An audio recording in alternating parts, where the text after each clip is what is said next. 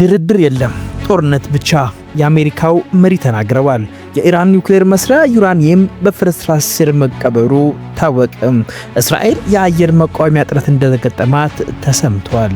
ሰላም ውድ የቅና ቲዩብ ተከታታዮች፣ ቪዲዮውን ሰብስክራይብ እና ላይክ በማድረግ እንድትጀምሩ በአክብሮት እንጠይቃችኋለን። የኢራን የውጭ ጉዳይ ሚኒስቴር አባስ ሀገራችን የስትራቴጂካዊ የሆርሙዝ ሰርጥ ባህረ ሰላጤ ከአሜሪካና ከእስራኤል መርከቦች ውጪ ለሌሎች ሀገራት ክፍት መሆኑን አስታወቁ። ሚኒስትሩ ዛሬ ለኤምኤስ ናው በሰጡት ቃለ ምልልስ ሌሎች መርከቦች በነጻነት ማለፍ እንደሚችሉ ገልጸው ነገር ግን አንዳንዶቹ ከኢራን ጋር ምንም ግንኙነት በሌላቸው የጸጥታ ስጋት ምክንያት ማለፍን እንደማይመርጡም ተናግረዋል። በአሁኑ ሰዓትም በርካታ የነዳጅ ጫኝና የንግድ መርከቦች በሰላጤው እያለፉ መሆኑንም አክለዋል። ይህንን የኢራን አቋም ተከትሎ የአሜሪካ ፕሬዝዳንት ዶናልድ ትራምፕ በትሩ ሶሻል ገጻቸው ባስተላለፉት መልእክት አሜሪካን ሰላጤውን ከፍትና ደህንነቱ የተጠበቀ ሆኖ እንዲቀጥል የጦር መርከቦችን እንደምትልክ አስታውቀዋል።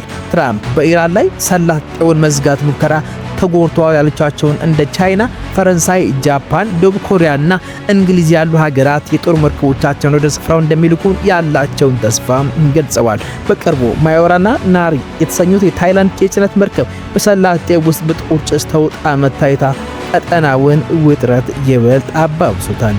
በሌላ በኩል አርግቺ የአሜሪካ መከላከያ ሚኒስትር ፒት ሄግሴስ አዲሱ የኢራን ጠቅላይ ሚኒስትር ሙጅታባ ኻሜኒ ቆስለዋል እንዲሁም አካላቸው ጎድሏል ሲሉ ያቀረቡትን ክስ አስተባብለዋል። መሪው ምንም አይነት ችግር እንደሌለባቸው ትናንትና መልእክት ማስተላለፋቸውና ህገ መንግስታዊ ግዴታቸውን እየተወጡ እንደሚገኙና አርግቺ አረጋግጠዋል። የኢራን ስራ ጠንካራና በአንድ ግለሰብ ብቻ የተመሰረተ ባለመሆኑ ሁሉም ነገር በቁጥጥር ስር መሆኑን አጽንኦት ሰጥተዋል። ይሁን እንጂ ፕሬዝዳንት ትራምፕ ለሲኤንቢሲ በሰጡት አስተያየት ሙጅታባ ኻሜኒ በህይወት እንደሌሉ እየሰሙ መሆኑን ጠቅሰው በህይወት ካሉም ለሀገራቸው ሲሉ ማድረግ ያለባቸው ብልህ ውሳኔ እጅ መስጠት ነው ሲሉም አጣጥለውታል። የውጭ ጉዳይ ሚኒስትር በጄኔቫው ድርድር መድረክ ላይ የአሜሪካ መልእክተኛ ስቲቭ ዊትኮፍ እና ጃሬድ ኩሽነር ላይ ጮኸዋል። እንዲሁም ኢራን ለ11 የኒውክሌር ቦምቦች የሚሆነው ዩራኒየም እንዳላት ዝተዋል የተባለውንም አስተባብለዋል። አርግቺ እንዳባሩት እሳቸው ያነሱት ኢራን ያላትን 440 ኪሎ ግራም የ60 በመቶ የዳበረ ዩራኒየም አቅም ሲሆን ይህ ወደፊት ይበልጥ ቢዳብር 10 ቦምቦችን ለመስራት ሊበቃ እንደሚችልና ይህንን የሚያነሱት ኢራን ለድርድር እያቀረበች ያለው ትልቅ ማቋረጥ ማሳየት ብቻ መሆኑን ገልጸዋል። ይህን የአሜሪካ ተዳዳሪዎች በእውቀት ማነስ ወይም የጥቃት እርምጃቸውን ምክንያት ለመስጠት ሲሉ በሰዓት መንገድ ተረድቶት ሊሆን እንደሚችልም ጠቁመዋል። የኢራን የውጭ ጉዳይ ሚኒስትር በዛሬው ዕለት ማርች 15 26 ማለት ነው በመግለጫቸው በሀገራቸው ያላቸው ከፍተኛ መጠን ያለው የዳበረ ዩራኒየም ክምችት በአሁኑ ወቅት በፍርስራሽ ስር ተቀብሮ እንደሚገኝና ይህንንም አውጥቶ ለመጠቀም ሆነ ማምቶ ለማስረከብ ለጊዜው ምንም አይነት እቅድም ሆነ የድርድር ሀሳብ እንደሌላቸው ይፋ አድርገዋል። ሚኒስትሩ ይህንንም አቋማቸውን ያስታወቁት አሜሪካና እስራኤል በኢራን ላይ ያካሄዱት ያለውን ተከታታይ የአየር ጥቃት ተከትሎ ዛሬ ለሲቢኤስ ቴሌቪዥን በሰጡት ቃለ ምልልስ ላይ ነው። አርግቺ እንዳወራሩት ባለፈው ሰኔ ወር አሜሪካና እስራኤል በኢራን የኒውክሌር ተቋማት ላይ የፈጸሙት ከባድ የአየር ጥቃት ተከትሎ ወደ 60 በመቶ የዳበረና 440 ኪሎ ግራም እንደሚመዝን የሚገመተው የዩራኒየም ክምችት ሙሉ በሙሉ በመውደሙ ህንፃዎች ፍርስራሽ ስር ይገኛል። ይህ በአስፋን የኒውክሌር ጣቢያ ትልቅ የመሬት ውስጥ ክፍል የሚገኘው ዩራኒየም በቀላሉ ወደ 90 በመቶ የጦር መሳሪያ ወይም ቦምብ ማምረቻ ደረጃ ሊያድግ የሚችል በመሆኑ ይነገርለታል። ሚኒስትሩ አክለውም ክምችቱን ከፍርስራሽ ስር ማውጣት እድል ቢኖርም ይህ ሊሆን የሚችለው ወደፊት ውሳኔ ሲደረስና በዓለም አቀፉ የአቶሚክ ኢነርጂ ኤጀንሲ ጥብቅ ቁጥጥር ስር ብቻ እንደሆነ በማስረዳት በአሁኑ ሰዓት ግን ምንም አይነት የማውጣት ፕሮግራም እንደሌላቸው አጽንኦት ሰጥተዋል። የኒውክሌር ድርድሩ በአየር ጥቃቶቹ ምክንያት ከመቋረጡ በፊት ዋሽንግተን ኢራን ይህንን ክምችት እንድታስረክብ አጥብቃ ትጠይቅ የነበረ ሲሆን የአሜሪካ ፕሬዝዳንት ዶናልድ ትራምፕን ባለፈው ሳምንት ይህንን የኒውክሌር ማዕድን ለመቋጠር ወደፊት ምድር ጦር ወደ ስፍራው ሊልኩ እንደሚችሉ ፍንጭ ሰጥተዋል። ሆኖም አርጋቺ ኢራን ክምችቱን አሳልፋ ለመስጠት ያላት ፍላጎት ተጠይቀው ሲመልሱ ሁሉም ነገር በነገው ዕለት ላይ ተመሰረተ ነው። ወደፊት አሜሪካ ሌሎች አደራዳሪ አካላት ጋር ወደ ድርድር በመግባት ከወሰንን በጠረጴዛ ላይ ምን እንደምናቀርብ በወቅቱ እንወስናለን። ለጊዜው ግን ለድርድር የቀረበ ምንም ነገር የለም በማለት የቴሄራንን ወቅታዊና ጠንካራ አቋም በግልጽ አስቀምጠዋል። የኢራን አዲሱ ጠቅላይ መሪ የ56 ዓመቱ ሙጅታባ ኻሜኒ ሐሙስ ዕለት ባደረጉት የመጀመሪያ ንግግር ቴሄራን የሆርሙዝ የባህር ወሽመጥ መዝጋቷን እንደምትቀጥልም ተናግረዋል። የኢራን የመንግስት ቴሌቪዥን ላይ በተነበበው በዚህ መግለጫ በጦርነቱ የተገደሉት ኢራናውያን ደም ለመበቀል በመዛት ጎረቤት ሀገራት ላይ የአሜሪካን ጦር ማስተናገዳቸውን እንዲያቆም አስጠንቅቀዋል። በዛሬው ዕለት የኢራን እስላማዊ አብዮት ዘብ የእስራኤል ጠቅላይ ሚኒስትር ቤንያሚን ኔታንያሁ አሳደን ለመግደል የምናደርገውን ጥረትም እንቀጥላለን ሲሉ ዝተዋል። የኢራን መንግስት የሚያስተዳድራቸው መገናኛ ብዙሃን እንደዘገቡት የሀገሪቱ ጦር ባደረሰው የ52ኛ ዙር ጥቃት በእስራኤል ያሉ ኢላማዎች እንዲሁም በቀጠናው የሚገኙ የአሜሪካ ጦር ሰፈሮች ተጎድተዋል። አብዮታዊ ዘብ ባወጣው መግለጫ ጽዮናዊ ወንጀለኛ ጠቅላይ ሚኒስትር አሁንም በሕይወት ካለ እርሱን ለማግደን እና ለመግደል በሙሉ ኃይላችን እርምጃ መውሰድ እንቀጥላለን ማለቱን የዜና ወኪሉ አሶሺየትድ ፕሬስ ዘግቧል። ምንም እንኳን የእስራኤል ጠቅላይ ሚኒስትር ኔታንያሁ ለቡና እሞታለሁ ሲሉ ሞተዋል የሚሏቸውን በመጸት ንግግር በማህበራዊ ድረገጽ ቡና ቤት ሆነው የቪዲዮ ቅጂ ቢለቁም እንኳን እንዲህ እንዳለ በኢራኑ ሩማ ከተማ ውስጥ ለእስራኤል ወታደራዊና የፖሊስ እንዲሁም ሌሎችን የደህንነት መረጃዎች በማቀበል የተጠረጠሩ 20 ሰዎች በቁጥጥር ስር ውለዋል። ለኢራን እስላማዊ ዘብ አብዮት ቅርብ የሆነው ታስኒም እንደዘገበው በእስራኤል ጋር ትስስር ያላቸው አካሎች ላይ እርምጃ እየተወሰደ ሲሆን 20 ግለሰቦችም ታስረዋል። ይህ በእንዲህ እንዳለ የእስራኤል መንግስት ከኢራንና ከሊባኖስ ጋር እየተካሄደ ካለው ውጊያ ጋር ተያይዘው አስቸኳይና አስፈላጊ የመከላከያ ግዢዎች የሚውል ተጨማሪ 2.6 ቢሊዮን ሸክል ለ826 ሚሊዮን ዶላር ገደማ በሌሊት በተካሄደ የስልክ ድምፅ አሰጣጥ አጽድቋል። ይህ ውሳኔ የተላለፈው እስራኤል የባላስቲክ ሚሳኤል መቃወሚያዎች እጥረት የገጠማት ነው የሚል ያልተረጋገጠ የአሜሪካ ሚዲያ ዘገባ በወጣ ማግስት ነው። ምንም እንኳን ሴፍ ሃውስ በተባለ ዜና ድረገጽ የወጣው ይህ ዘገባ በእስራኤል በኩል ማረጋገጫ ባያገኝም አንዳንድ የዘገባው ዝርዝሮች ከሀገሪቱ የሚሳኤል መጥለፍ ሂደት እውነታ ጋር እንደማይገጥሙ ተገልጿል። መንግስት ባወጣው መግለጫ መሰረት ለዚህ ተጨማሪ በጀት የሚውለው 1.5 ቢሊዮን ሸክል ከ2025 እስከ 26 የወለድና የኮሚሽን ክፍያ በጀት ላይ በመቀነስ የሚሸፈን ሲሆን ቀሪው 1.1 ቢሊዮን ሸክል ደግሞ ከሌሎች ሚኒስቴር መስሪያ ቤቶች በጀት ላይ ቀንሶ እንደሚወሰድ አስታውቋል። ይሁን እንጂ የታቀረው የ26-27 በጀት በዚህ ወር መጨረሻ ላይ ከጸደቀ ይህ 2.6 ቢሊዮን ሸክል መደበኛ የመከላከያ ሚኒስቴር በጀት ውስጥ ተመላሽ እንደሚደረግ ተመላክቷል። መንግስት ባለፈው ሳምንት ከኢራን ጋር ያለውን ጦርነት ከግምት በማስገባት የመከላከያ ሚኒስቴር በጀት በ32 ቢሊዮን ሸክል ያሳደገውን የተሻሻለ የበጀት ረቂቅ ማጽደቁም ይታወሳል። ተያይዞ የእስራኤል ጠቅላይ ሚኒስትር ቤንያሚን ኔታንያሁ ከዩክሬን ፕሬዝዳንት ቮሎዲሚር ዜሌንስኪ ጋር በስልክ ለመወያየት ጥረት እያደረጉ መሆኑን ሰምቷል። የኔታንያሁ ቢሮ ለፕሬዝዳንቱ የጥሪ ጥያቄ ማቅረቡን የእስራኤል ባለስልጣን ለታይምስ ኦፍ እስራኤል ጋዜጣ አረጋግጠዋል። ባለስልጣኑ ጠቅላይ ሚኒስትሩ በምን ጉዳይ ላይ ለመወያየት እንደፈለጉ በይፋ ባይናገሩም ዋይኔት የተሰኘው የእስራኤል ዜና ምንጭ ግን ውይይቱ በኢራን ሰው አልባ አውሮፕላኖች ወይም ድሮኖች ዙሪያ ሊሆን እንደሚችል ዘግቧል። ዩክሬን ላለፉት 4 ዓመታት ከሩሲያ ጋር በምታደርገው ጦርነት የኢራን ድሮኖች ከፍተኛ ጥቃት ሲያደርሱ የቆዩ በመሆኑ ኔታንያሁ እነዚህን ጥቃቶች ለመከላከል በሚቻልባቸው ትብብር መስክ ላይ ለመምከር ፍላጎት እንዳላቸው አመላክተዋል። የዩክሬን አምባሳደር የሆኑት ዮቭገን ኮርኒቹክ ጥያቄ መቅረቡን አረጋግጠው ፕሮግራሙ ደረር ምክንያት እስካሁን እንዳልተወሰነ ገልጸዋል። ሆኖም ንግግሩ በሚቀጥል ሳምንት መጀመሪያ ሊካሄድ እንደሚችል ተስፋቸውን ገልጸዋል። የጥያቄ የቀረበው በቅርብ የኢራን ባለስልጣናት ዩክሬን ለእስራኤል የድሮን መከላከያ ድጋፍ የምትሰጥ ከሆነ የኢራን ህጋዊ ኢላማ ትሆናለች ማለት ማስጠንቀቂያ በሰጡበት ወቅት መሆኑ ጉዳዩን ይበልጥ ትኩረት የሚስብ አድርጎታል። በዚህ 2 ሳምንት በደፈነው መካከለኛው ምስራቅ ጦርነት የዓለምን ኢኮኖሚ አንቆ በያዘበት በዚህ ወቅት ሀገራት የራሳቸውን ጥቅም ለማስከበር የተለያዩ እርምጃዎችን እየወሰዱ ይገኛሉ።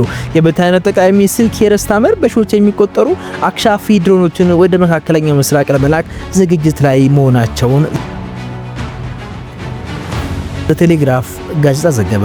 የብሪታንያ የጦር ባለስልጣን በአሁኑ ወቅት ኦክቶፐስ የተሰኘና ዩክሬን ሩሲያን ለመከት እንድትጠቀምበት በእንግሊዝ የተመረተውን ጸረ ድሮን ስርዓት በመካከለኛ ምስራቅ የኢራንን ሻሂድ ተተኳሽ ድሮኖች ለማክሸፍ ጥቅም ላይ ሊውል የሚችልበት እድል በስፋት እየመረመሩ ይገኛሉ።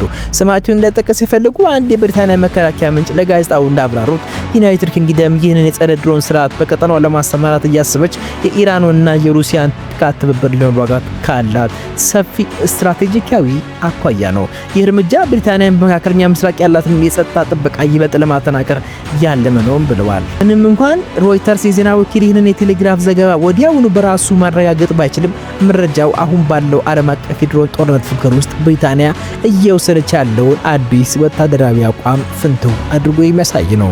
እለት በእለት ይሻሻላል ብሎ ዓለም የሚጠብቀው የኢራን ጉዳይ ከድጡ ወደ ማጡ የሆነ የመካከለኛ ምስራቅን እያመሰው ይዟል። እንደምቧ አካባቢ የተረጋገፈው የዚህ ዓለም ኢኮኖሚ አንዱን ቢነኩ ተያይዞ ለመፈራረስ ከጫፍ የደረሰም ይመስላል። የአሜሪካ ፕሬዝዳንት ዶናልድ ትራምፕ ከኤንቢሲ ቴሌቪዥን ጣቢያ ጋር በስልክ ባደረጉት ቃለ ምልልስ ኢራን አሁን ያለችውን ጦርነት ለማስቆም ስምምነት ላይ መድረስ እንደምትፈልግ ገልጸው፣ ሆኖም ግን ስምምነቱ ውሎቹ ገና በቂ ባለመሆናቸው አሜሪካ አሁን ላይ ለድርድር ዝግጁ አለመሆኗን በይፋ አስታውቋል። ፕሬዝዳንቱ የጦርነቱን መባባስ ተከትሎ የነዳጅ ዋጋ መጨመርን በተመለከተ የሚነሳው ዓለም አቀፍ ስጋት ውድቅ ያደረጉ ሲሆን በስትራቴጂካዊ የሆርሙዝ የባህር ሰላጤ የንግድ መርከቦች ላይ ምንም የጸጥታ ችግር እንዳያልፉ ለማድረግ ከሌሎች ሀገራት ጋር በቅንጅት እየሰሩ መሆናቸውን አረጋግጠዋል። በዚሁ ቃለ ምልልሳቸው ትራምፕ አወዛጋቢና ጠንካራ ያሉ አስተያየቶችን ሰንዝረዋል። አዲሱ የኢራን ጠቅላይ መሪ ሙጅታባ ካሚኒ በህይወት ስለመኖራቸው ጥርጣሬ እንዳላቸው የተናገሩት ፕሬዝዳንቱ ኢራን በሌሎች ቀጠናዊ ሀገራት ላይ ጥቃት ለመሰንዘር መወሰኗን እንዳስገረማቸው አልሸሸጉም። የአሜሪካ ጦር በኢራኗ ካርግ ደሴት ላይ ያደረሰውን ከባድ ጥቃት በአብዛኛው የደሴቲቱን ክፍል ሙሉ በሙሉ እንዳወደመው የገለጹት ትራምፕ ለደስታ ያህል ብቻ ደሴቲቱን ጥቂት ተጨማሪ ጊዜያት ልንመታች እንችላለን የሚል አስገራሚና የጦርነቱን አሳሳቢነት የሚያሳይ ንግግር አድርገዋል። በተጨማሪም ኢራን በሆርሙዝ የባህረ ሰላጤ ላይ ፈንጂዎችን ስለመጣሏ እስካሁን በግልጽ የታወቀ ነገር እንደሌለ ፕሬዝዳንቱ አብራርተዋል። ይሁን እንጂ የአሜሪካ ጦር በባህረ ሰላጤው ላይ ጠንካራ የፈንጂ ማጽዳትና ፍተሻ ዘመቻ እንደሚያካሂድም ገልጸዋል። በዚህም ዕለት የነዳጅ አቅርቦት እንቅፋት የገጠማቸውና የተስተጓጎሉባቸው ሌሎች ሀገራት አሜሪካን እንደሚቀላቀሉ ያላቸውን እምነት ተናግረዋል። በተመሳሳይ የአሜሪካ አጋር የሆነ መካከለኛው ምስራቅ ሀገራት ጦርነቱን ለመቋየት ያለመ ዲፕሎማሲያዊ ድርድር እንዲደረግ ያደረጉት ጥረት ፕሬዝዳንት ትራምፕ ውድቅ ማድረጉን የዜና ወኪሉ ሮይተርስ ዘግቧል። ኢራን አሜሪካና እስራኤል የሚፈጽሙትን ጥቃት እስካላቆሙ ድረስ ማንኛውንም የተኩስ አቁም እርምጃ እንደማትቀበል ሁለት የኢራን የከፍተኛ ምንጮች ለሮይተርስ ተናግረዋል። በርካታ ሀገራት ኢራንን ለማሸምገል ጥረት እያደረጉም እንደሆነ ተገልጿል። አሜሪካና እስራኤል ኢራን ላይ ጦርነት የከፈቱበት ዋሽንግተንና ቴሄራን ጄኔቫ ውስጥ ድርድር ባደረጉ በቀናት ልዩነት ነበር።